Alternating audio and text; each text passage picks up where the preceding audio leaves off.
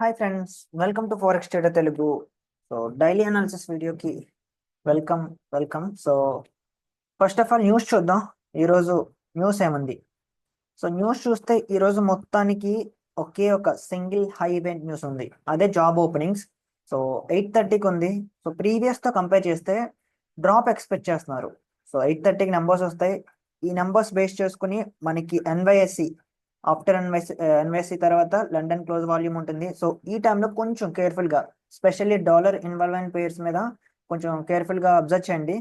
So ఈ red folder events అంటే ఎక్కడంటే ఉన్నాయో, సో అవి కొంచెం హై ఇంపాక్ట్ న్యూసెస్. సో కాబట్టి మనకి వాలటిలిటీ ఎక్కువగా ఉంటుంది. సో బ్రోకర్స్, మీరు యూస్ చేసే బ్రోకర్స్ స్ప్రెడ్స్ స్పైక్ అవుతాయి. సో స్టాప్ లాస్ స్లిప్ అవుతాయి, టార్గెట్ స్లిప్ అవుతాయి. సో ఇలా చాలా జరుగుతాయి. So specially red folder events దగ్గర, అంటే ఈ జాబ్ ఓపెనింగ్స్ అనేది అంత పెద్ద ఈవెంట్ ఏం కాదు. సో ఇక్కడ హై ఇంపాక్ట్ న్యూస్ వచ్చి ఎన్ఎఫ్పి, CPI and unemployment rate, so ఇలా కొన్ని ఇంట్రెస్ట్ రేట్ డిసిషన్, సో ఇటువంటివి మరి చాలా చాలా పెద్ద హై ఈవెంట్ న్యూస్. ఇవి నార్మల్ న్యూస్.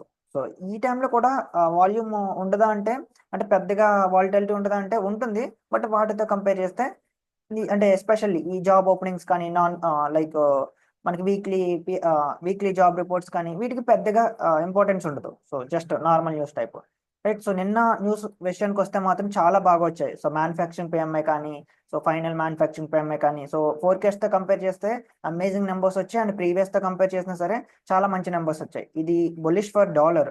కానీ మరి గోల్డ్ ఎందుకు నిన్న పెరిగింది అంటే మీకు తెలిసిందే. సో గోల్డ్ అనేది ఈ నెంబర్స్ కంటే బయటన, సో మనకి లోకల్ గా ట్రంప్ గారి దగ్గర నుంచి వచ్చే హెడ్లైన్స్ మీద ఎక్కువ ఫోకస్ చేస్తుంది. సో మీకు అంటే ఇప్పుడు స్పెషల్లీ ఫారెక్స్ లో మనకి చూస్తే కెనడా అండ్ మెక్సికో మీద 25% టారిఫ్ వేశారు కదా. సో అవి నెక్స్ట్ 30 days మనకి హోల్డ్ చేయడం జరిగింది. సో ఎటువంటి టారిఫ్లు ఉండవు నెక్స్ట్ 30 days అని, ఎందుకంటే కెనడా అండ్ మెక్సికో అగ్రిమెంట్కి వచ్చాయి. అండ్ కెనడా 10,000 ట్రోప్స్ ని అండ్ మెక్సికో 10,000 ట్రోప్స్ ని బోర్డర్స్ దగ్గరికి పంపించాయి. సో బోర్డర్ ప్రొటెక్ట్ చేయడానికి, అంటే ఆ కంట్రీస్ నుంచి ఎవరు యూఎస్ లోకి వెళ్లకుండా. సో ఇలా సమ్ అగ్రిమెంట్ చేసుకున్నారు. సో దానివల్ల మనకి 30 days ఎటువంటి ఇంపాక్ట్ ఉండదు. సో ఎటువంటి టారిఫ్స్ ఉండవు. మరి చైనా మీద 10% టారిఫ్ వేశారు కదా, దాని సంగతి ఏంటంటే చైనా యాజ్ ఆఫ్ నో ఇంకా ఎటువంటి అగ్రిమెంట్ కి రాలేదు. సో నెక్స్ట్ 24 hours లో చైనాతో మేము మాట్లాడతాం, చైనా అఫీషియల్ తో మేము మాట్లాడతాం. వాళ్ళు మా కండిషన్స్ ఒప్పుకుంటే వెల్ ఈ 10% తో మేము అంటే ఆగుతాం. లేదు వాళ్ళు మా కండిషన్స్ ఒప్పుకోలేదు అంటే మాత్రం ఇది అప్ టు 60% వరకు వెళ్తుంది. సో చైనా మీద అంటే మాత్రం 10% ఈ రోజు నుంచి అంటే అప్లై అవుతాయని చెప్పారు. సో చైనా కంటే ఎటువంటి ఎగ్జెప్షన్ ఇవ్వలేదు. So but Canada and Mexico మాత్రం మనకి నెక్స్ట్ 30 days ఎటువంటి టారిఫ్స్ ఉండవు. సో కంప్లీట్ గా అంటే యాస్టీస్ గా ప్రీవియస్ గా జరిగిన అంటే ట్రేడ్ డీల్స్ ఉంటాయి కదా, సో అలాగే జరుగుతాయి. సో ఇది మార్కెట్ కి చాలా పాజిటివ్. సో మీరు చూస్తే స్పెషల్లీ గ్లోబల్ ఇండెక్సెస్ మొత్తం పెరగడానికి మెయిన్ రీజన్ కూడా అదే. అంటే చాలా ఎక్కువ అంటే చాలా ఎక్కువగా డామేజ్ చేస్తుంది ఎకనామీని. సో సప్లై చైన్ చాలా ఎక్కువగా డామేజ్ చేస్తుంది అనుకున్నారు ఈ టారిఫ్స్ అనేవి. బట్ ఇది జస్ట్ టెంపరీ రిలీఫ్ మాత్రమే.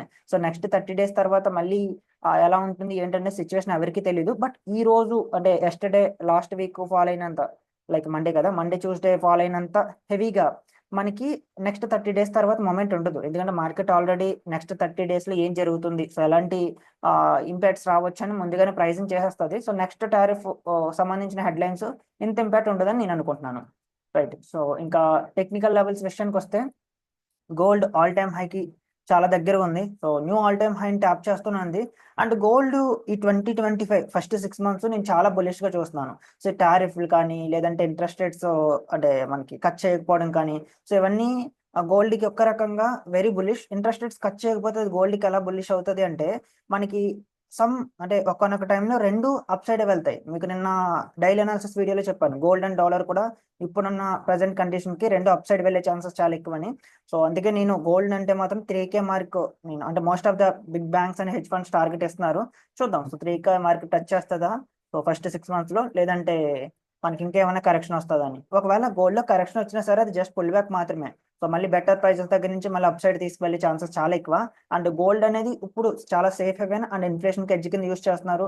And lot of uncertainty. So Trump ఉన్న 4 years మనకి ఇంకా చాలా చూడాల్సి వస్తుంది. So not only tariffs, so మళ్ళీ ట్రంప్ ఏమైనా నార్త్ కొరియా మీద గట మేము ఏమైనా వార్కి వెళ్తాం, సో ఇలాంటివి ఏమైనా అంటే మాత్రం, అంటే ఐ మీన్ ఏమైనా అంటే వార్ చేసే అంత సీన్ లేదులేండి ఇప్పుడు.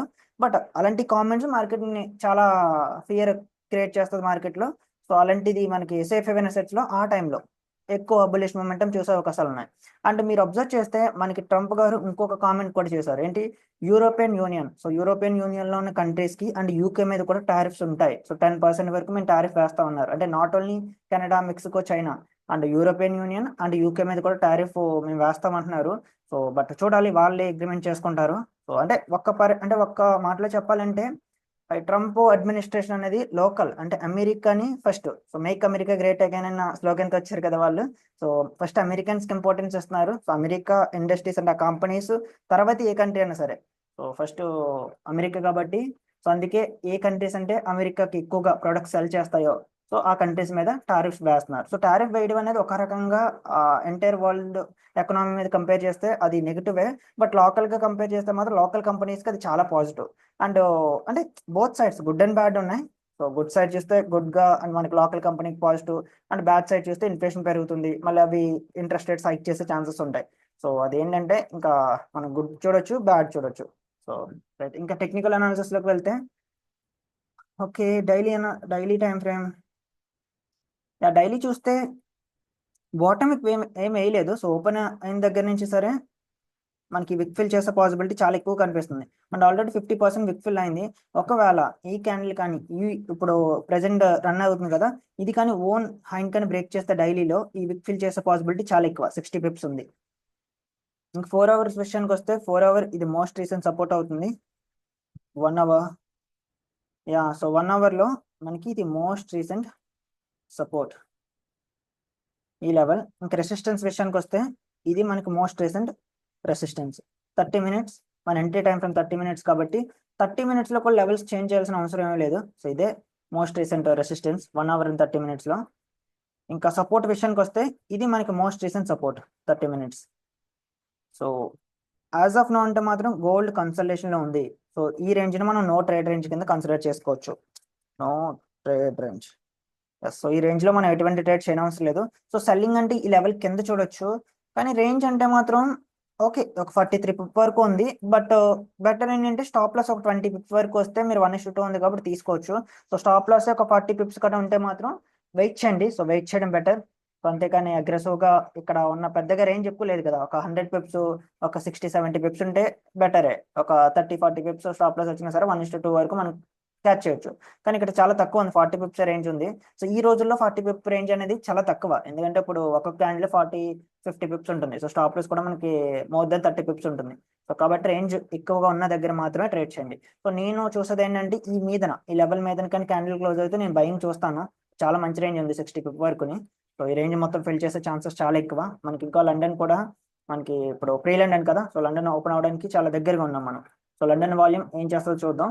సో బ్రేక్అవుట్ గురించి వెయిట్ చేయండి, అప్ సైడ్ కానీ డౌన్ సైడ్ కానీ. సో తర్వాత మనం ట్రేడ్ ప్లాన్ చేయొచ్చు. సో డౌన్ సైడ్ వచ్చి టార్గెట్ ఈ లెవెల్ వరకు చూడొచ్చు, అప్ సైడ్ వచ్చి మనకి ఈ లెవెల్ వరకు టార్గెట్ చూడొచ్చు. రైట్, సో ఇది నా గోల్డ్ అనాలిసిస్. సో ఇంకా జీజే విషయానికి వస్తే GJ means British pound versus Japanese N.